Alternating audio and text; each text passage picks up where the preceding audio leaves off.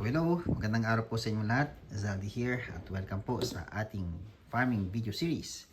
Yan, dumating ngayong araw yung in-order ko sa Shopee. Ito po ay Venturi fertilizer equipment para diretso na po dun sa ating pipe yung solution, no? Yung ating ginagawang mga liquid concoction, mga liquid fertilizer ay i-connect natin directly sa 1-inch pipe.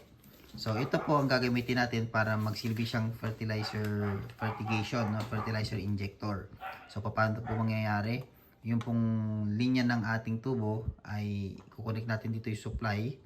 Then yung lalabas po ay magiging mixture na po ng tubig at saka yung ating ipapataba yung i-drench.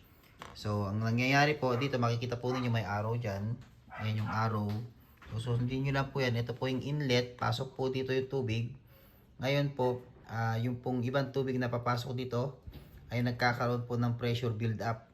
So ito pong change ng size na to ay nagkakaroon ng pressure. Kaya ang mangyayari, hihigop po siya rito sa ating isang tubo or isang pipe na maliit na i-connect naman po natin ito sa solution.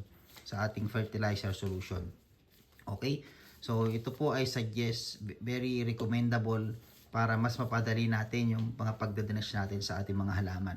Sa susunod na video ay ipapakita ko sa inyo kung paano siya ginagamit ng actual. So, bukas ay i-set up ko to para madali yung pagdidilig natin at saka paglalagay natin ng mga microbes dun sa ating gagawing CRH, yung ating carbonized rice hull na ating i-charge. Okay, bukas po yan. So may filter po yan. Ayan, may filter.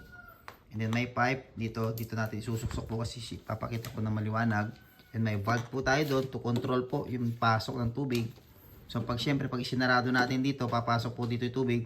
Magkakaroon ng pressure build up dito at kukuha siya ng hihigop siya rito sa pipe na ito. Okay? So yan. Yan po yung ating Venturi setup. Okay?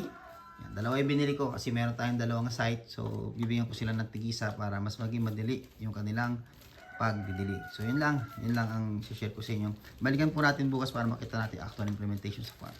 Thank you. Bye-bye.